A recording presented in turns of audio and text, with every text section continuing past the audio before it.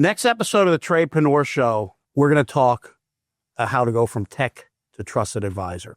Because if you're just showing up to fix stuff, you're replaceable. But when you're a trusted advisor, irreplaceable. Tune into the next show.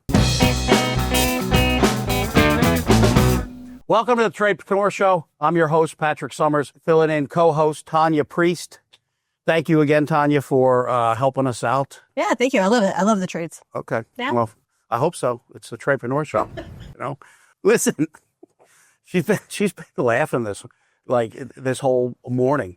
So I wanted to share because we started early on about the love of the trades, and the original idea for this Tradepreneur Show was just really to promote the trades, talk about the trades, and help those that are in the trades get to the next level, whether they're a technician or business owner, or somebody that is not in the trades but wants to know what the opportunity is. Right. And is there opportunity, and how do you get in the trades? Because I remember before I was in the trades, like, how do you become a technician? Right. And there was a day where it was a lot easier to find that path because high schools taught. They had vocational schools and things like that. Yeah. They at least had shop class where you could kind of figure out if that's the direction you wanted to head. And while there's trade schools out there, they can be far and few between. And there's, like anything, there's some good ones, there's some not so good ones. And how do you decide? And so I thought, we do a show and we kind of help promote that. And we've evolved a little bit since then. But what I wanted to share with our listeners is what I've noticed, and you're, I'm going to assume agree because you show up to the office every day. We've had an uptick, it seems, of people coming in, like younger kids. Right. Like right out of school. Right out of high school. Uh-huh. And sending in their resumes, which is very short because they're right out of high school. Mm-hmm. But they're coming in and they're having an interest in the trades. And in fact, I just got an email, this kid that has a scholarship to go play baseball and doesn't want to go to college. And he's going to be coming in to interview because he wants to get in the trade. So I don't know if it's because I'm talking about the trades on the podcast regularly and I'm more in tune to it, or if there really is a shift happening, which I do believe there is, of high school students saying, hey, what opportunities are there? What is the opportunity? Are you hiring? Do you train? So we've got, I would say we've probably got 4 or 5 apprentices right now. Yes. We've got one in electrical, right? Right. That I know just recently started. We've got a couple in plumbing, and we have a couple in HVAC.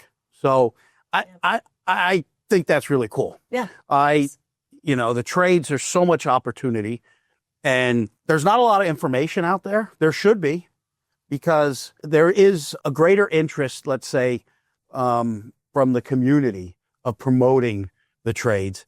And I do feel that there's this shift that is happening in the mindset of the younger generation. Is college worth it? Is that the route to go? And I think college is fantastic. Look, I tell some of the kids here, I'm like, listen, if you want to go to college, still go to college.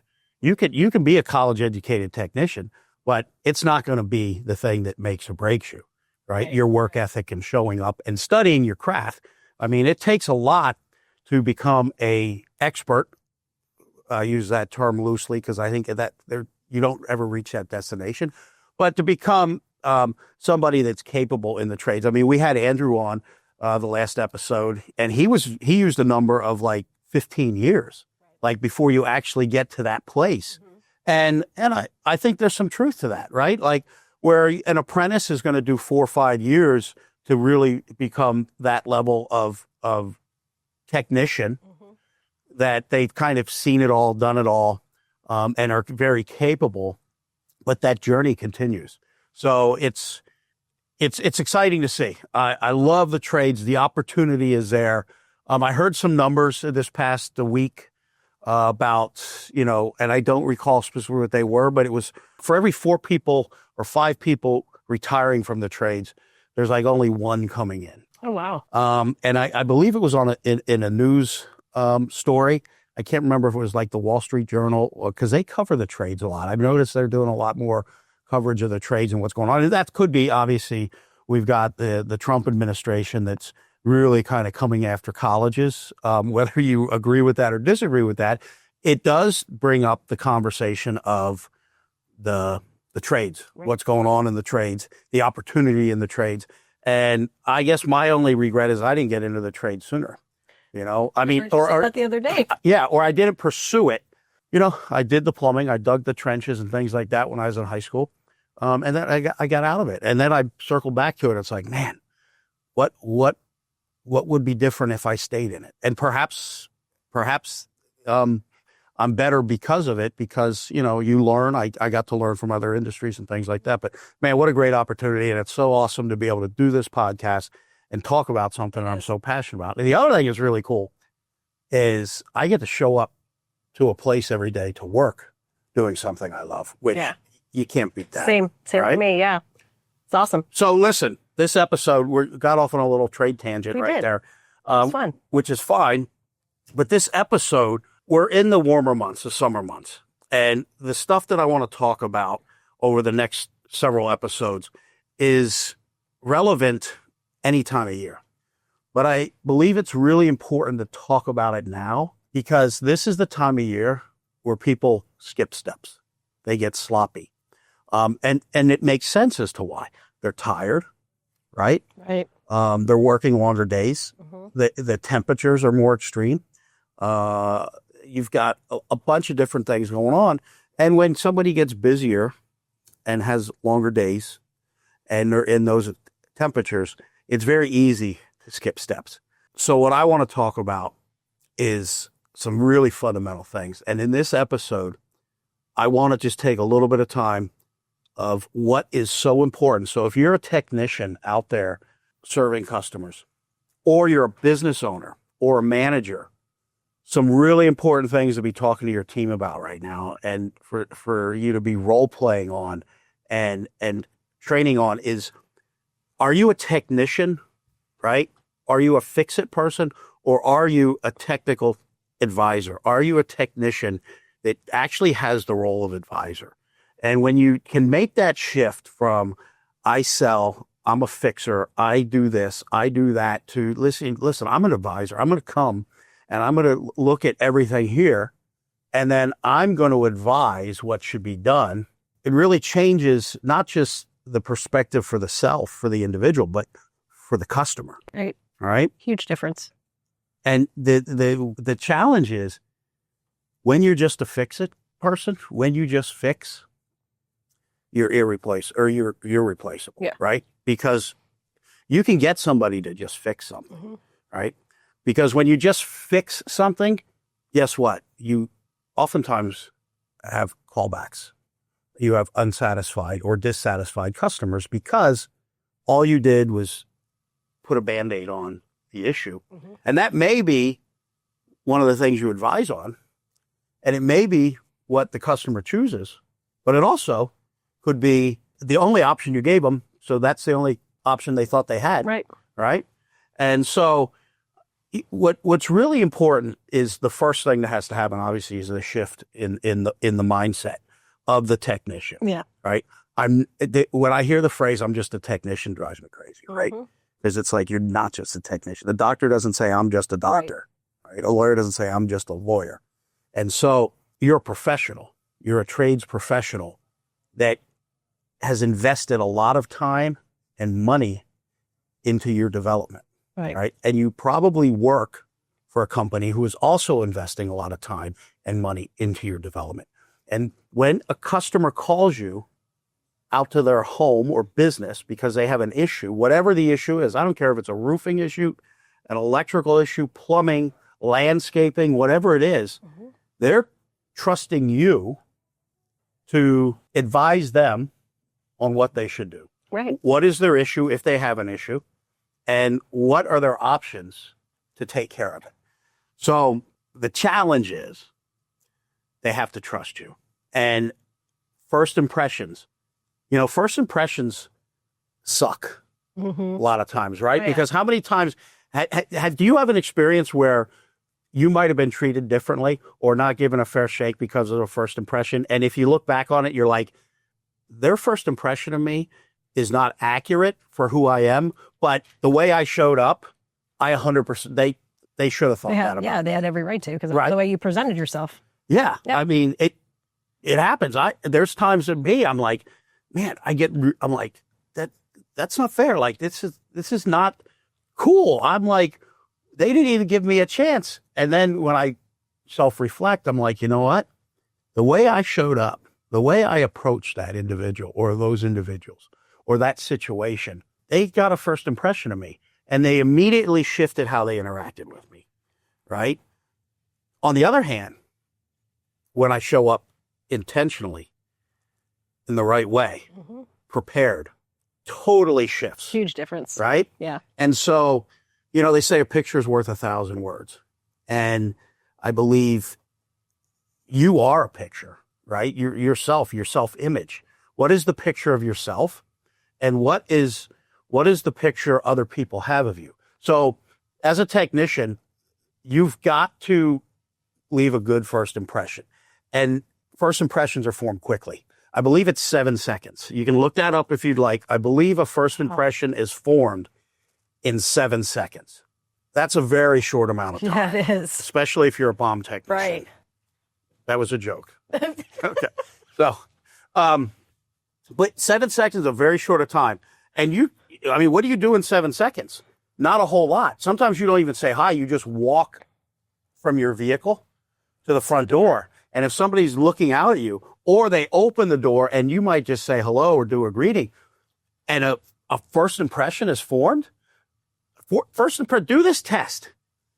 Take the rest of the day, right? Or tomorrow, depending on when you're tuning in. Be conscious of the people you meet that you haven't met before, whether it's you're stopping to get a coffee at the Starbucks, right? Or you're getting some gas at the gas station, whatever it is. Somebody walks into your building, your office, or you're out in the field going and meeting a customer. How quickly did you form that first impression? What is your first impression of that person, right? How many times do we look at somebody that we immediately form, I can't trust them. They don't look trustworthy, right? And that could be the furthest thing from the truth. But the appearance matters. So if it takes 7 seconds to form a first impression, if there's a negative first impression, how many encounters does it take to reverse that first impression? That's a good question. It's a phenomenal question. Yeah. I mean, it's Patrick. And it'd be even better question if I knew the answer. Yeah.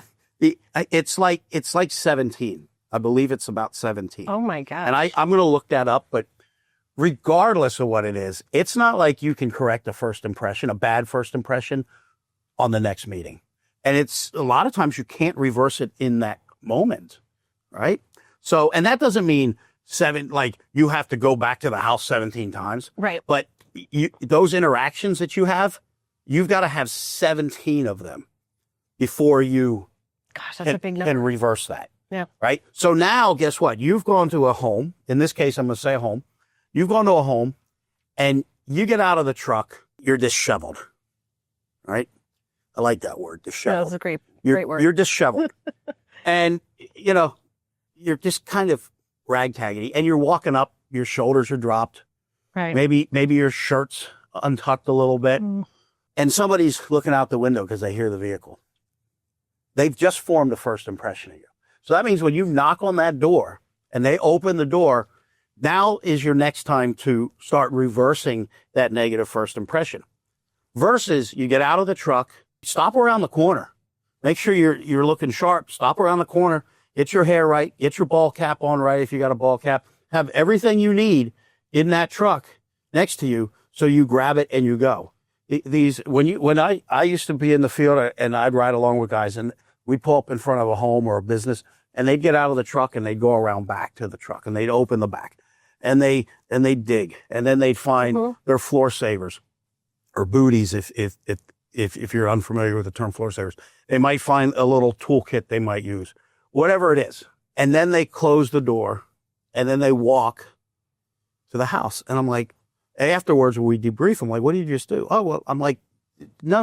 You have to be prepared. You need to get out of the truck, Yeah. looking sharp, little hustle in your step and get to that front door, right? Or walk into that business because people are looking at you and they're forming a first impression. Mm-hmm. And you're not prepared. That's what that's communicating. You're not prepared. So look, when you show up, the message here is when you show up as a technician, and if you're a business owner and your technicians are out there representing you and your company, you have a responsibility to make sure this is happening. You show up looking sharp. You show up to the business, the front door, wherever you're going, out of your vehicle and get to work. And you do the proper greeting, right? You announce yourself. You introduce yourself. That is going to be half the battle right there. Mm-hmm. Now you formed a good first impression. Hey, I like this kid. Good looking kid. Looks like he hustles, like he's out here to get things done, right? Mm-hmm. Those are the things that are being formed, right? Now you go into the home. Now what do you have to do? Like, what's the next step in earning trust? If you're in somebody's home, think about this. This is what I tell technicians. Most of the times you go to the home, who's answering the door and who you're interacting with is somebody's mother, grandmother, sister, daughter, girlfriend, maybe all of them. I don't know. That's a little, I don't want to be in that family, but you get what I'm saying, right? Yeah. Like most of the time you go to the home, you're dealing with a female and trust has to be high, right? So you've got to continue building that trust the entire cycle of that call. Now, Tanya, you're a woman, right? Question for you. Mm-hmm. What do you think one of the greatest skills someone can have to build trust, especially from a woman's perspective? Just being authentic. I know for me, I've been to clients' homes and walked in the home and built the relationship with them. It's just being authentic and being caring and just letting them know, hey, I'm here for you. I'm here to help you and just showing your knowledge and just being authentic. And one of the ways you do that, and I was just thinking of like my wife, because if I can accomplish so much if I just listen to her. She can, like, if I just listen to her, because guys, right? We want to solve problems, right? So it's taken me many years of marriage to realize that, wait, I'm not supposed to solve her problem. I need to listen to her. Now in my head, I'm solving the problem, but my whole point here is listening skills, right? Sometimes we're talking so much that we don't listen. And when you're going into and dealing with a customer, and in our next episode, we're going to be talking about how to properly present options, because it's critical. But how do you know how to present the options? The fix-it guy or gal is going to say, oh, well, I do a diagnostic and I determine what the issue is. Mm-hmm. And then I present the options to take care of that problem. But that would be like going to the doctor and saying, my arm hurts. And the doctor does an exam on the arm, finds an issue, doesn't find an issue, but treats or doesn't treat that arm, but doesn't pay attention to anything else you have going on. Right. Well, why? Because there doesn't appear to be anything else going on. But if you walk in, you say, well, you start asking about the arm, you start telling a story and the doctor is listening to you, and then asking questions when the time is right, but doing more listening. Then you find out, wow, this guy fell. That's why his arm hurts. Right. Right. Right. Well, why'd you fall? Tell me what you were doing when you fell. Mm-hmm. Perhaps it's, this at home when I was on a ladder and, I was stupid. I tried to reach too far and fell. Or I don't know. I don't remember. It went dark and I woke up and my arm's hurting and now we got something else going on. Right. Mm-hmm. So, but without asking questions and without listening to the answers, you're not going to really know beyond the obvious what the issues are, what's going on, what problems are happening. Right? Yeah. So you've got to build that rapport. And one of the best ways to build that rapport is by asking the questions, the right questions. And look, there's the easy questions, right? And let me rephrase that. Not easy questions, but the typical questions. Like for HVAC, how long have you lived in the home? How old is your system? Do you have regular maintenance done? Mm-hmm. Where in the home are there hot or cold spots, right? Whatever trade it is, you have your set of questions that are going to help you diagnose. Mm-hmm. But you've got to go deeper, right? Those are the surface level questions, the obvious ones, right? That those are kind of like, again, going to the doctor. There's certain things when you go to the doctor, they're going to do, right? Especially if it's, let's say, emergency room. They're going to take your temperature. They're going to weigh you. They're going to check your height, blood pressure. Mm-hmm. Those are, but what any doctor can do that. Any medical facility can do that. Those are the basics that have to be done. But who really sits down and gets your history, right? Right. That makes that now you become, they say doctors, you hear bedside manner. A lot of it is because they stick to the clinical Mm-hmm. and they don't go into the other side of things, right? Right. That's what we need to be able to do. The clinical is very important for technicians, but in really being able to become a trusted advisor, you've got to go into the non-clinical side of it. You've got to find out what's going on, because when you're at a customer's home or place of business, you're there to solve problems. And a lot of times the client doesn't even know they have a problem. So you need to figure out, okay, what's the obvious problem? What's the cause of that problem? And what else is going on that is not so obvious? Would you agree with that? Yeah, I completely agree. Well, just people feel like they're heard. So if we're asking questions, it's also showing that, you're interested in helping them. You want to know how you can take care of them. Yeah. Yeah. You got to have that dialogue. Yeah. Right. You got to have that dialogue, because to be a technician versus a technician that's a trusted advisor, you're going in, they're paying you, and you have to believe this, because if you don't believe this, you're just going to be a fixer. They're paying you to come into their world and say, tell me what's wrong with my environment.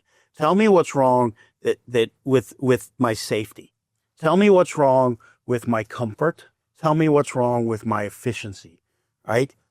What exists out there to make my life better, to make me more comfortable? And I used the story before I got into the trades. We called a air conditioning company out to our house.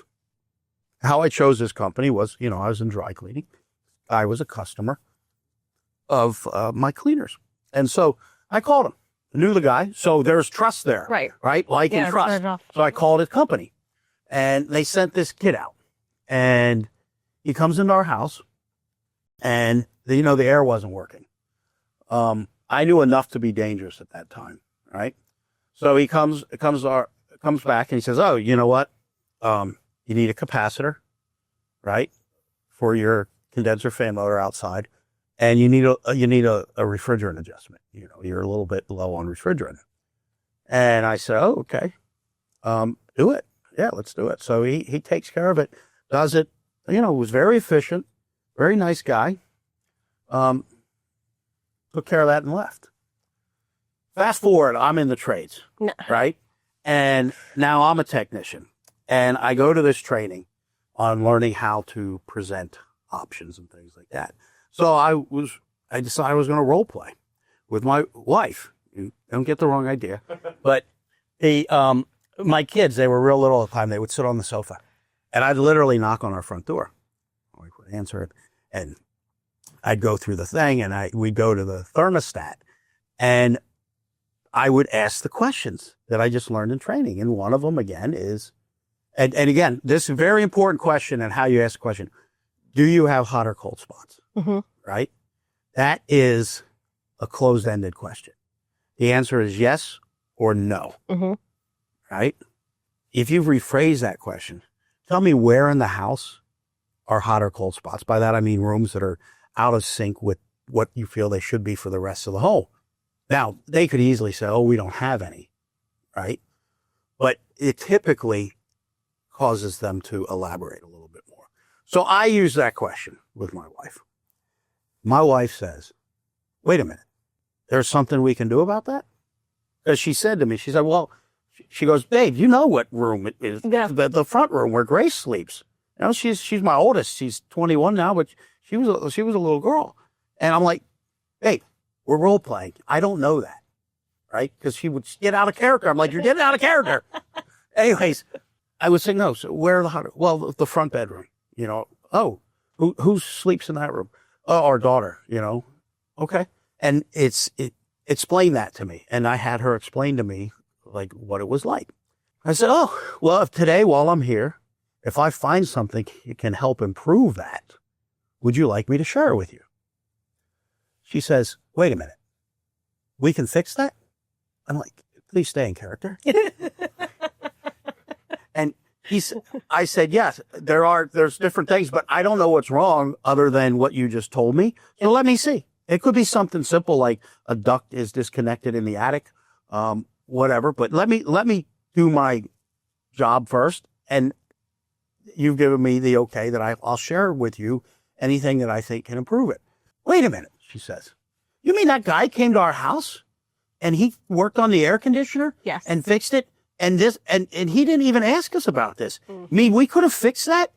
In and out. Like, because it was a few years earlier.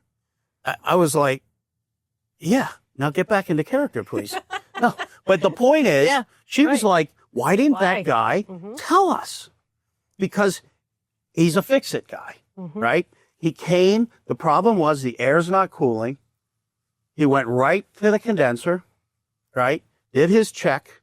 He never went in our attic, which is where the indoor unit is. Yeah. Did his check. I don't know because I've never had air conditioning service. This is my first house. And I called a company. I knew the guy that owned the company. So I'm like, hey, this is great. He walks in his boots, you know, no floor savers. No, like he was a nice guy, right. But there was none of the things that should take place to build that trust. And the fact of the matter is, whatever solution he would have presented for that front bedroom, which was my daughter's, we would have gone with it. Right. We would have bought. We would have invested. Right. And I'm not a salesperson. No, you're an advisor. Right. You're a technician. You have a moral obligation and responsibility to tell me what I can do to improve my environment. Right. Now, in order to do that, you have to know what you're doing. You have to ask the right questions and you have to have that conversation and you have to listen to the answers, because I, as the homeowner at the time, I had no idea that you could do something. I was just like, man, it sucks. That room's horrible, you know? And we did the things that we know, put a fan in there. It changed out the shades, you know, things like that.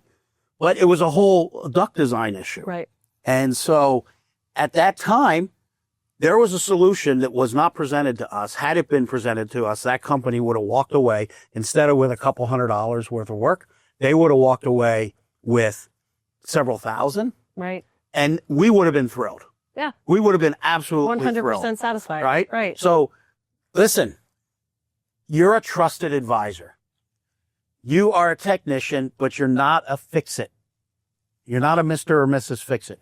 You're an advisor. Your job is to solve problems. Sometimes that involves using your wrenches, your tools, your gauges, hammers, chisels, you name it, right?